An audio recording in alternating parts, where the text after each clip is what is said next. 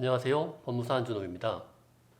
감당할 수 없는 채무로 힘든 상황이라면 개인회생이라는 제도에 대해 관심이 있을 수 있습니다.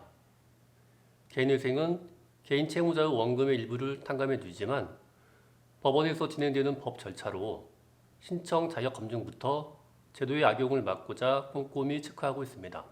그러므로 어떤 사무실을 선택해서 진행할지가 중요합니다.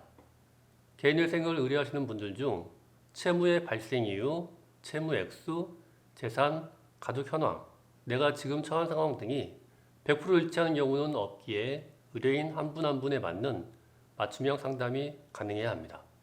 그렇기 위해서는 다양한 상황에 맞는 전문 지식은 물론 상황에 따른 빠른 판단도 중요하기에 사무실의 전문성은 실패 없는 개인회생의 선택에 가장 중요한 요소일 수 있습니다.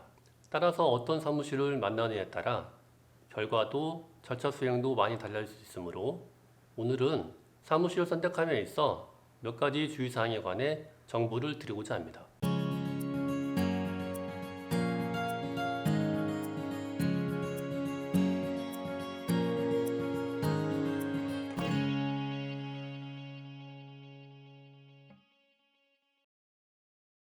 사무실 선택과 관련된 주의사항 3가지.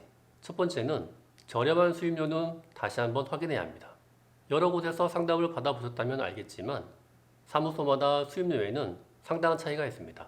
경우에 따라 10만원에서 100만원 이상의 차이가 나기도 합니다. 가장 중요한 점은 수임료 대출을 권유하는 사무소는 사기 브로커 업체일 가능성이 있다는 것입니다. 또한 수임료가 지나치게 비싸거나 지나치게 저렴한 경우에도 브로커 사무소일 가능성이 있습니다. 이런 곳에서는 회생 신청만 하고 보정 처리를 제대로 진행하지 않아서 기각될 수도 있거나 변제율 100%로 신청을 넣어 회생의 효용을 거의 얻지 못할 수도 있습니다. 또한 수임료와 신청 비용을 정확히 알려주지 않는 사무실은 피해야 합니다. 개인회생 신청 비용은 크게 수임료와 인지 송달료, 부채증명서 발급 비용으로 구성되어 있습니다. 수임료는 적은데 다른 비용이 더 들어서 별 차이가 없다면 속았다는 느낌이 들 것입니다. 또한 남은 송달료는 신청인의 환급 계좌로 환급을 해줘야 하는데 일부 사무실에서 가져가는 곳도 있으니 주의하셔야 합니다. 둘째, 사무장 사무실은 주의가 필요합니다. 아무래도 개인회생 신청을 진행하고 싶다면 변호사 혹은 법무사가 운영하는 곳을 차지를 할 것입니다. 그런데 곳곳에 함정이 숨겨져 있기도 한데요. 이름만 빌린 채 영업과 관리를 하는 곳들이 존재하기 때문입니다. 개인회생 신청서에 대리인을 표시하는 것은 사무장이 아니라 변호사나 법무사입니다. 사무장이 아무리 설명을 잘하고 일처리를 잘해주어도 사건을 책임지고 대리해주는 것은 변호사나 법무사입니다. 그런데 어떤 사무소는 법무사 이름만 빌려주고 사무장이 모든 일을 처리하는 사무실이 있습니다. 이런 데를 소위 사무장 사무실이라고 합니다.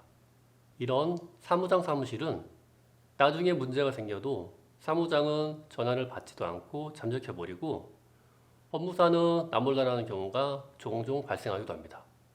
그렇게 되면 회생 사건은 진행이 안 되고 시간만 질질 끌다가 결국에는 보정을 하지 못해 기각을 당한 경우가 많이 있습니다. 세 번째로는 광고만 보고 선택하는 것보다는 내 지역 사무실을 선택하는 것입니다. 광고 물량만 보고 신청인의 거주지에서 멀리 떨어져 있는 대도시의 사무실을 선택하면 불편함이 있을 수도 있습니다. 왜냐하면 지역의 각 법원마다 제출하라는 서류의 차이가 있고 해당 법원의 처리 기준과 방향이 다를 수 있으므로 해당 법원의 성향을 잘 알고 있는 내 지역에 있는 사무실을 선택해야 변제율을 조금이라도 줄일 수 있으며 내 지역 사무실을 선택해야 개인회생 사건이 어떻게 진행되고 있는지 사건 진행이 더디다면 직접 찾아가서 컴플레인을 할 수도 있는데 내 지역에서 멀리 있다 보니 궁금한 게 있어 알아보려 해도 전화 연결이 안 되면 답답해지고 찾아가서 궁금한 것을 물어보려고 해도 거리가 멀기 때문에 쉽지 않습니다. 그래서 가까운 내 지역에 있는 믿을만한 사무소를 선택하는 것이 중요합니다. 그렇다면 제대로 된 사무실에 의뢰를 하려 한다면 어떻게 할까요?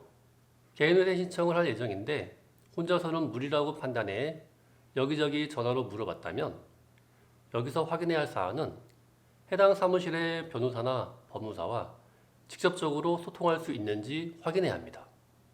전화가 될 수도 있고 방문을 할 수 있는지 물어봐야 할 텐데요. 시간 약속을 잡는 것이 일반적이지만 이런저런 핑계를 대고 대안을 제시하는 것이 아니라 피하기만 한다면 한 번쯤 의심해 볼 필요가 있는 것입니다.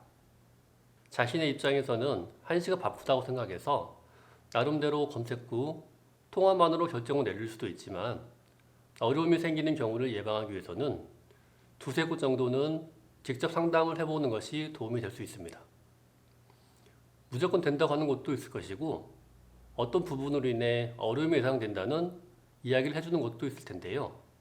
다른 곳은 어려움이 존재하지만 이렇게 대처를 하면 될 것 같다는 설명을 했는데 유독 한 곳만 수월하게 진행될 수 있다는 이야기를 했다면 그곳은 어떻게든 사건 수임만을 하는 곳으로 의심을 해보는 것이 좋습니다. 오늘은 개인회생을 진행하기 위해 사무실 선택에 있어 알아두시면 좋을 만한 사항에 대하여 이야기해 드렸습니다. 선택이 쉽지는 않을 수도 있습니다. 하지만 제가 오늘 말씀드린 사항들을 기억하신다면 적어도 낭패를 보지는 않을 것입니다. 지금까지 안준호 법무사였습니다. 감사합니다.